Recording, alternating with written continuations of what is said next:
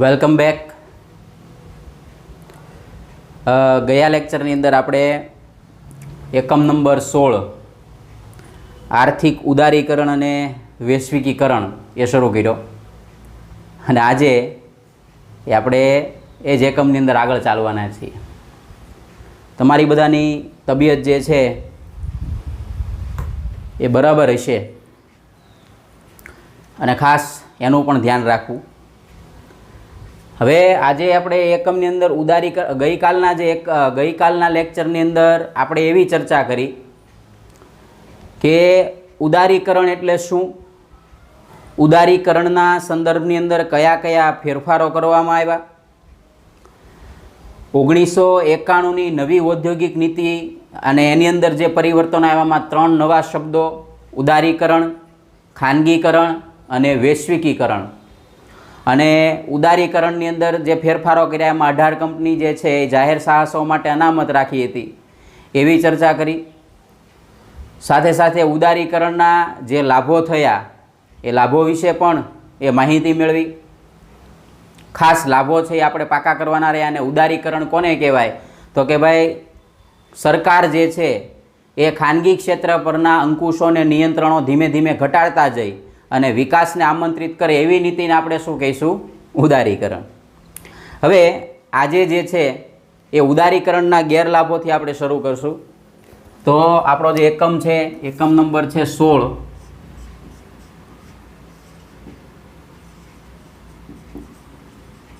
આર્થિક ઉદારીકરણ અને વૈશ્વિકીકરણ. આર્થિક ઉદારીકરણ અને વૈશ્વિકીકરણ.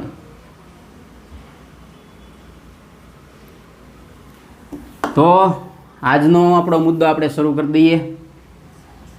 તો એ છે ઉદારીકરણના ગેરલાભો.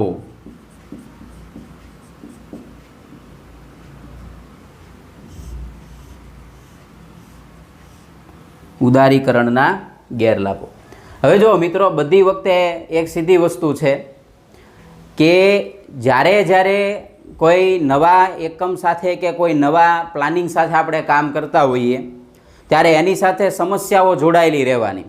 એટલે જેટલા ફાયદાઓ એની સાથે પાછા ગેરફાયદાઓ થવાના જ છે, બરાબર. એટલે એવું જરૂરી નથી કે ભાઈ કોઈ પણ સિસ્ટમ છે એ સંપૂર્ણપણે આપણે એને માની લઈએ કે ભાઈ આ પૂર્ણ છે. એવું નથી. સમસ્યાઓ છે અને સમસ્યાનું સમાધાન જે છે આપણે હંમેશા કરતા આવ્યા છીએ. અને એટલે જ જે છે ઉદારીકરણ આવ્યું તો ઉદારીકરણની સાથે સાથે ઘણા બધા ગેરલાભો પણ થયા. અને કયા કયા ગેરલાભો થયા એની આપણે હવે ચર્ચા કરવાના છીએ. તો જોઈએ આપણે ગેરલાભો કેવા કેવા થયા. તો એમાં પહેલો જે ગેરલાભ છે એ છે ખાનગી ક્ષેત્ર પરના અંકુશો. ખાનગી ક્ષેત્ર પરના અંકુશો ઘટવા છતાં ઇજારાશાહીના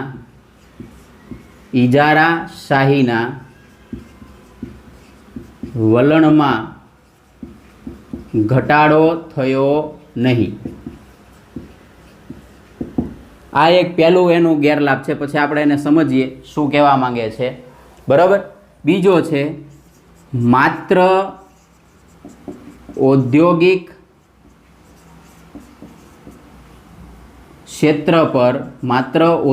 ક્ષેત્ર પર ધ્યાન આપવાથી ભારતનું કૃષિ ક્ષેત્ર પાછળ રહી ગયું.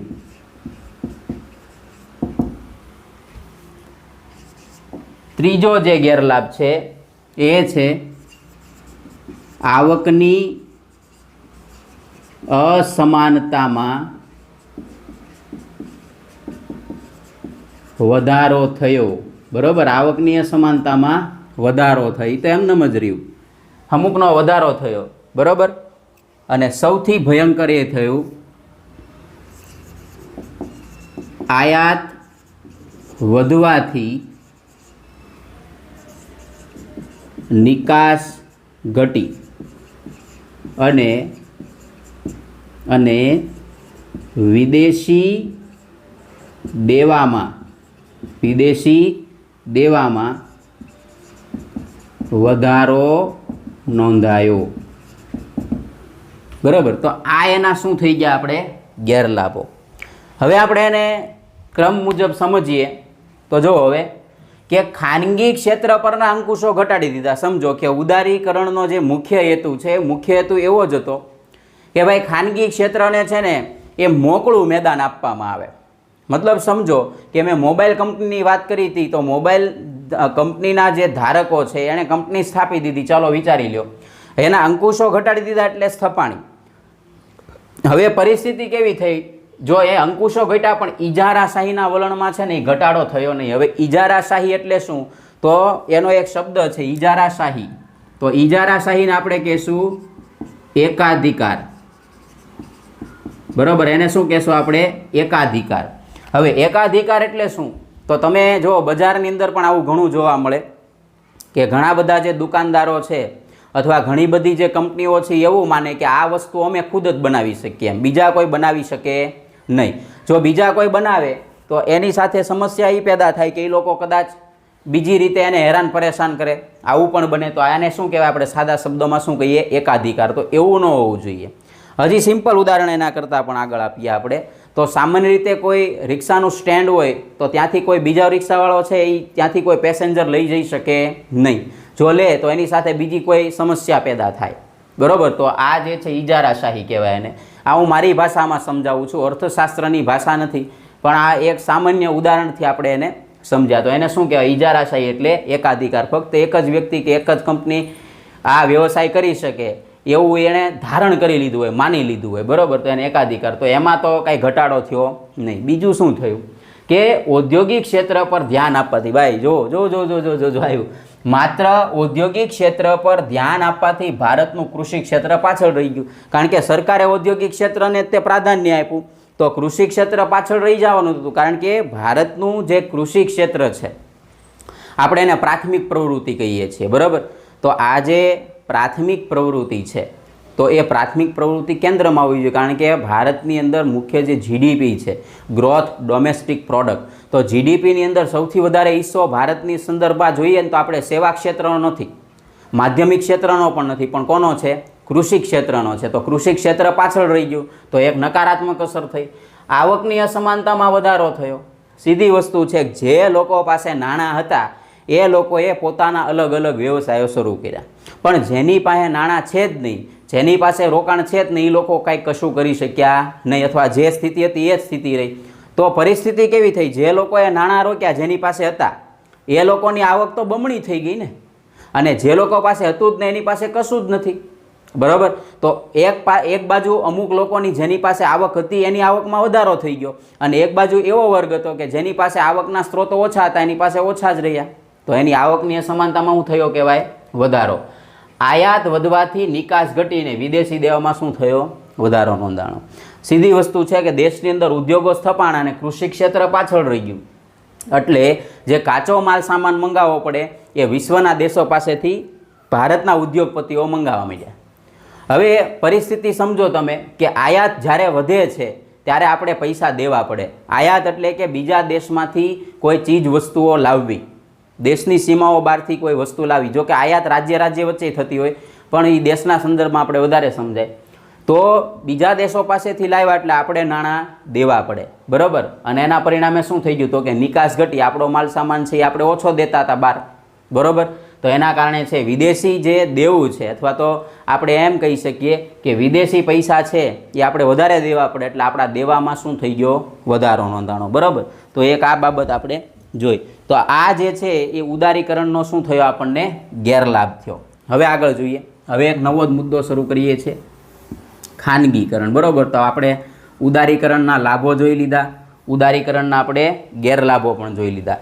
હવે આપણે જોઈએ છે ખાનગીકરણ. બરાબર, તો ખાનગીકરણના શું અસર થઈ તો એ જોઈએ આપણે. ખાનગીકરણ કોને કહેવાય પહેલાં તો ચાલો હવે જો અહીં ધ્યાન રાખજો. ખાનગીકરણ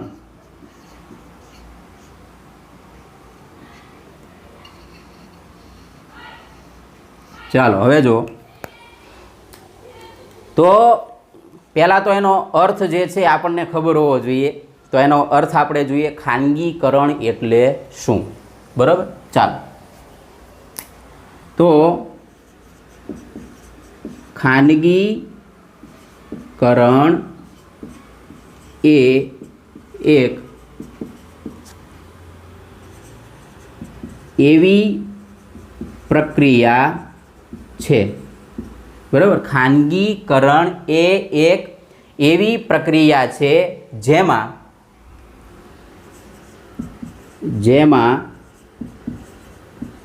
રાજ્ય, હવે જો જ્યારે રાજ્ય શબ્દ આવે ત્યારે આપણે સમજવાનું કે ખાલી ગુજરાત રાજ્ય, ખાલી મહારાષ્ટ્ર રાજ્ય, ખાલી રાજસ્થાન રાજ્ય એવું નથી સમજવાનું. અહીંયા ભારત દેશની અંદર તમારે સમગ્ર ભારતને ધ્યાનમાં લઈને ભારતની સરકારે ધ્યાનમાં લેવાની છે અને બધા જે રાજ્યો છે એ રાજ્યની સરકાર પણ છે તો આપણે ધ્યાનમાં લેવાની છે. એટલે અહીં રાજ્ય શબ્દ વાપર્યો છે. બરાબર, તો આ પ્રક્રિયા કે જેમાં રાજ્ય હસ્તકના ઔદ્યોગિક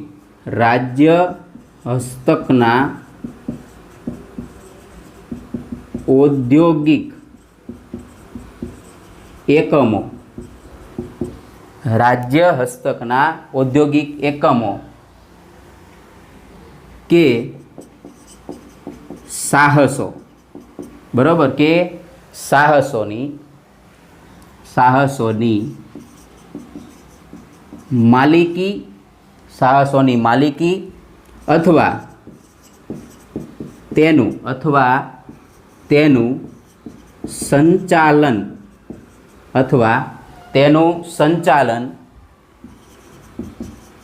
ખાનગી ક્ષેત્રને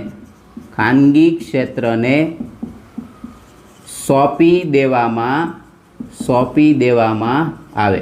બરાબર, તો આને આપણે શું કહીશું? ખાનગીકરણની નીતિ.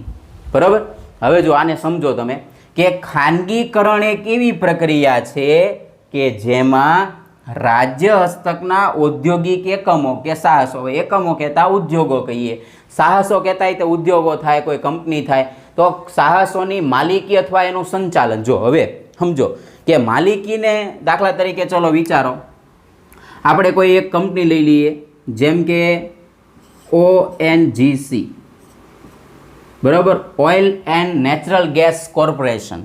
હવે આ ONGC છે એ રાજ્ય હસ્તકની એક કંપની છે. આપણને ખબર છે કે ભારત સરકાર દ્વારા જે છે એનું સંચાલન કરવામાં આવે.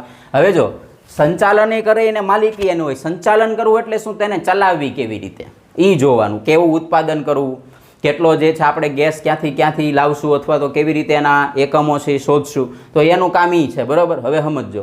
હવે એ માલિક એ તે સરકાર છે. હવે આ ONGC છે, હવે સરકારને એમ લાગે કે ભાઈ માલિક આપણે ભલે રહ્યા પણ હવે આપણું માલિકી પણ એમને રાખવાનું, પણ સંચાલન કોઈ પ્રાઇવેટ વ્યક્તિને આપીએ. ચલો વિચારો કે હું જે છે વર્ષોથી આના સંદર્ભે કામ કરું છું, મને આનો ખૂબ અનુભવ છે, મારી પાસે આખી ટીમ છે, તો માલિક જે છે ને એ સરકાર જ રહે. બરાબર, માલિક કોણ રહે? તો કે સરકાર જ તે. પણ હું એને એમ કહું કે આ ONGCનું સંચાલન ખાલી મને આપો. બરાબર, સંચાલન. બરાબર, એ કંપની કેમ ચલાવવી એ મારે જોવાનું છે. આ સંસ્થાની અંદર કેવા માણસો મૂકવા, કેટલું ઉત્પાદન કરવું એ બધું મારે જોવાનું છે. મારે માલિક એટલે કે સરકારને છે અમુક ટકા હિસ્સો આપવાનો છે. ચાલો વિચારો કે સરકાર એમ કે અમે બીજું કાંઈ કામ નહીં કરીએ, અમે માલિક તરીકે અમને છે ને એ 30% આપી દેવાના જે તમે નફો મેળવો. તો સંચાલક તરીકે હું એમ કહીશ કે ભાઈ મને 70% છે એ મને મળવું જોઈએ.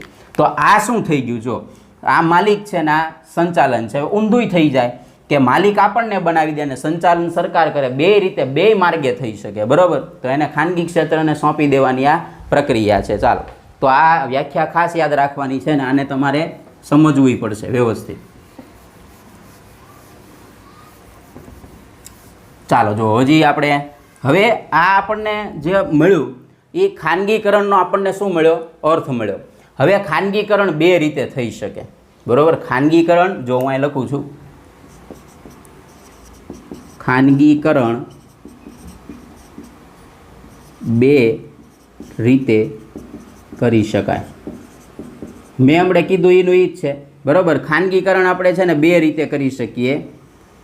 એમાં એક ખાનગીકરણની નીતિ એવું છે, બરાબર, કે પહેલાં જે ક્ષેત્રો, બરાબર, પહેલાં જે ક્ષેત્રો હતા એ જાહેર સાહસો માટે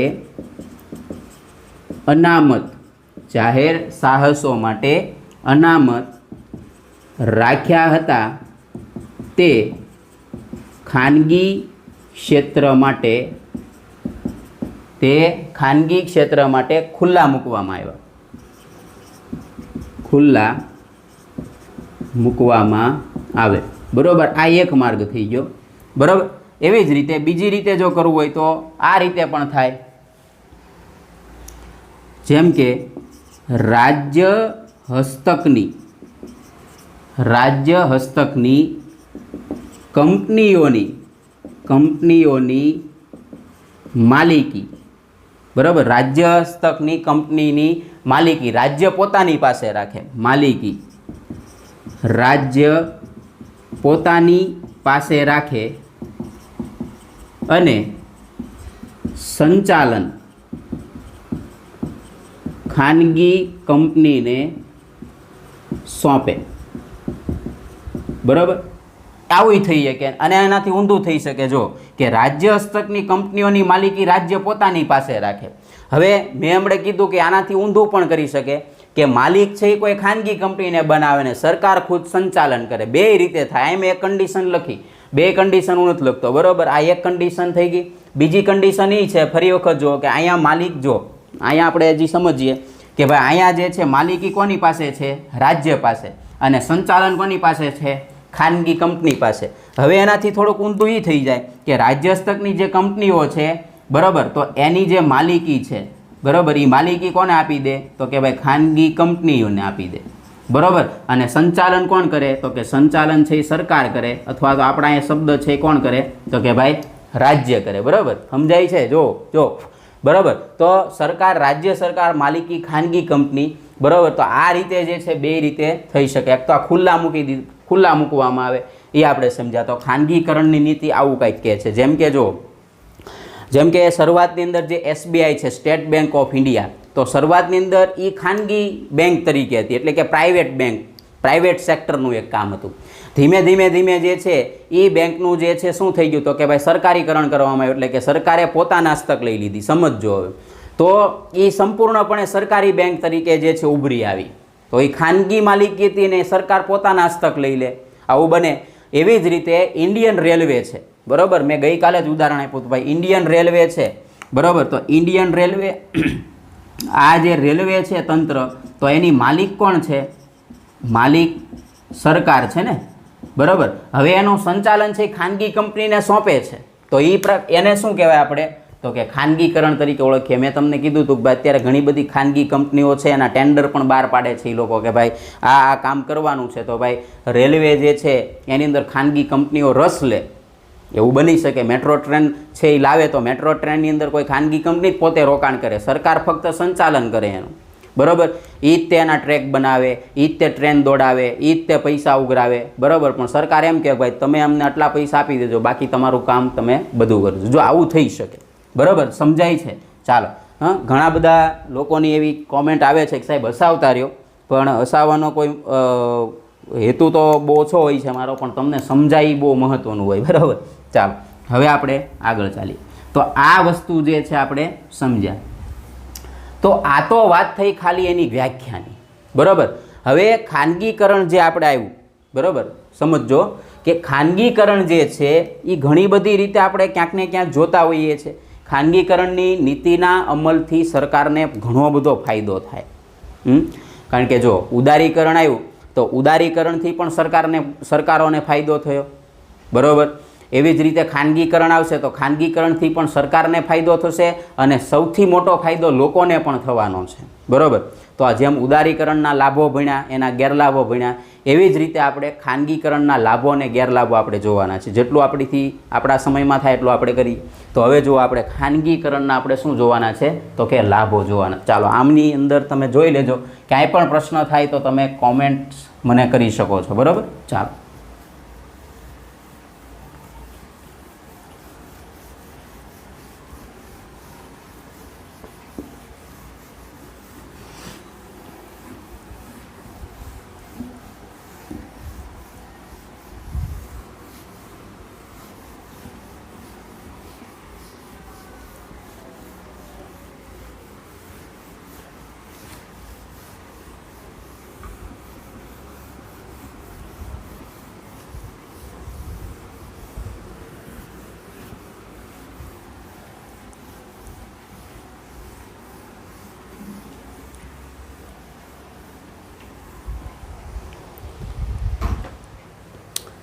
હવે આપણે આગળ ચાલીએ અને હવેનો મુદ્દો છે ખાનગીકરણના લાભો.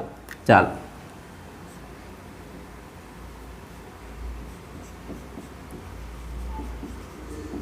ખાનગીકરણના લાભો.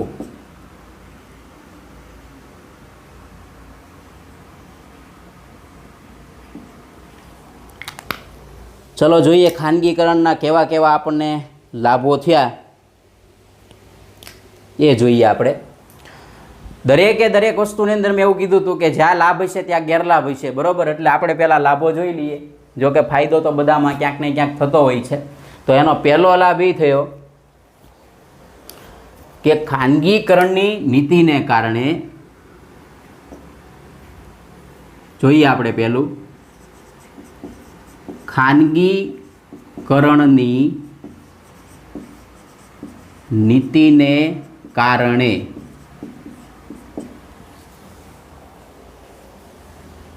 દેશમાં ઉદ્યોગ, બરાબર, દેશમાં ઉદ્યોગ ક્ષેત્રે ઉત્પાદકીય, જો ઉત્પાદકીય એટલે કે ઉત્પાદન કરવું, કાંઈ મેળવવું, ઉત્પાદકીય એકમોની સંખ્યામાં વધારો થયો, બરાબર. જો આ એનો પહેલો લાભ થયો. પછી આપણે સમજીએ એને. બીજો લાભ જોઈએ કે ખાનગીકરણની નીતિના કારણે મૂડીગત અને વપરાશી, બરાબર, મૂડીગત અને વપરાશી વસ્તુઓના ઉત્પાદનમાં વધારો થયો. ચાલો આ એનો બીજો લાભ થયો. એવી જ રીતે આપણે જે ત્રીજો જે છે, ટોટલ આની અંદર 3 લાભો છે, એમાં આપણે 2 લખ્યા. પછી આપણે એને એક એક જે છે ક્રમ મુજબ સમજતા જશું. જાહેર ક્ષેત્રોમાં ખાનગીકરણ થવાની સાથે જાહેર ક્ષેત્રોની, બરાબર, જાહેર ક્ષેત્રોની કાર્યક્ષમતામાં વધારો થયો. ચાલો તો આ એના જે છે 3 છે એ લાભો થયા આપણને, બરાબર. કે ભાઈ ખાનગીકરણની નીતિ શું છે તો કે ભાઈ સરકાર જે છે એ કંપની પોતાની પાસે, માલિકી પોતાની પાસે રાખે ને સંચાલન અન્ય કંપનીને સોંપે, આવું બની શકે. હવે ખાનગીકરણની નીતિને કારણે દેશમાં ઉદ્યોગ ક્ષેત્રે ઉત્પાદકીય એકમોની સંખ્યામાં વધારો થયો.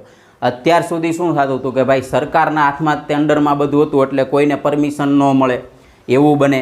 નવા ઉદ્યોગ, જે નવા સાહસ કરવાવાળા જે લોકો છે, એ લોકો બરોબર સાહસ ન કરી શકતા, અથવા તો એમ કહી શકીએ કે ઉદ્યોગ સ્થાપતા નહીં.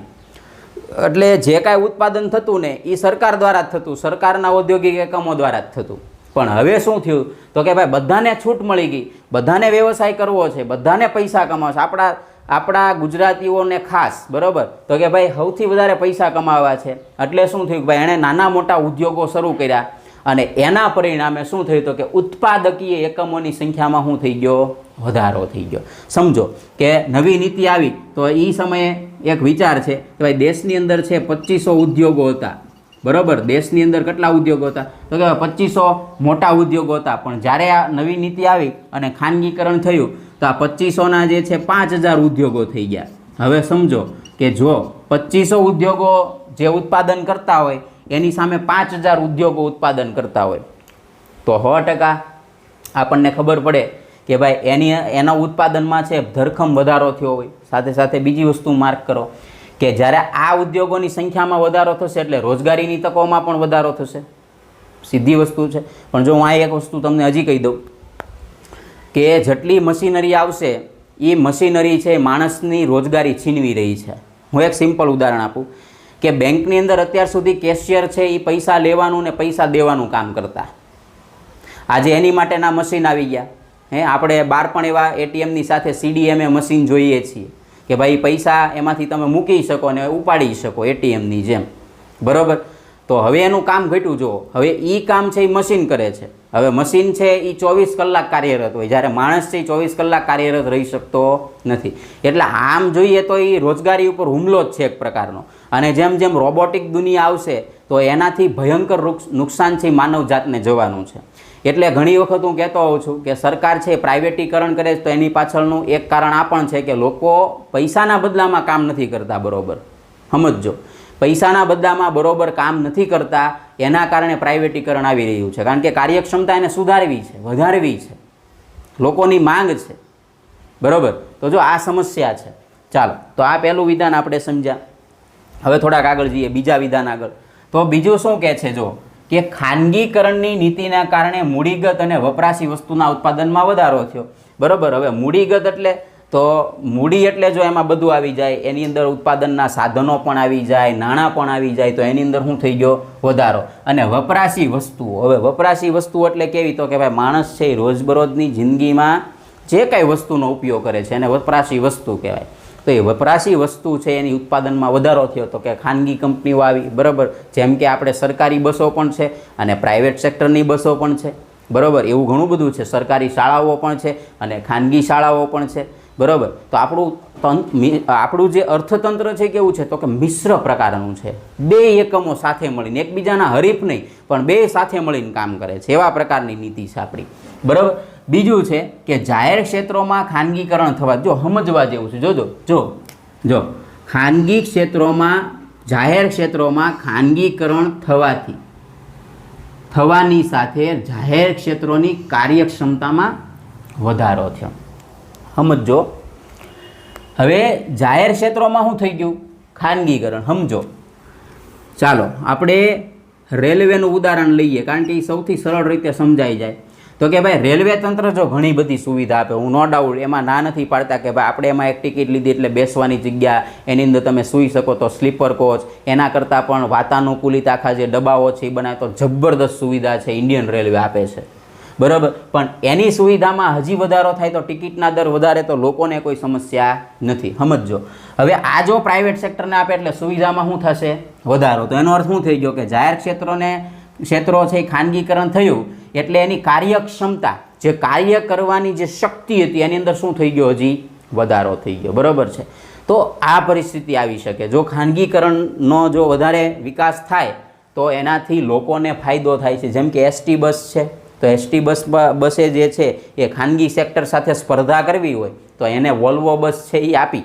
પણ જો એની સાથે પણ ઘણી સમસ્યા છે કારણ કે વોલ્વો છે એ પ્રાઇવેટની છે આખી, બરાબર. પ્રાઇવેટ સેક્ટર સંભાળતું હોય તો એની અંદર ઘણી બધી સુવિધાઓ આપે, જ્યારે ST બસ અમુક જે છે એ સુવિધા આપણને આપી શકતી નથી. જેમ કે સમયનું પાલન બરાબર નથી થતું, બરાબર. 100% સાચી વાત. જો તો ખાનગી ક્ષેત્રોની અંદર એવું નહીં, ખાનગી ક્ષેત્રોમાં સમય થઈ ગયો એટલે એ ટાઈમે જે ટાઈમે નક્કી કર્યું હતું એ ટાઈમે બસ નીકળી જ ગઈ હોય એટલે નીકળી જ ગઈ હોય. જો સમય પાલન છે. તો ખાનગી ક્ષેત્ર સાથે થવાથી જાહેર ક્ષેત્રોની કાર્યક્ષમતામાં વધારો થયો, કારણ કે એને સ્પર્ધામાં ટકી રહેવું પડશે અને જ્યાં સ્પર્ધા થાય ત્યાં હંમેશા લોકોને ફાયદો થતો હોય છે.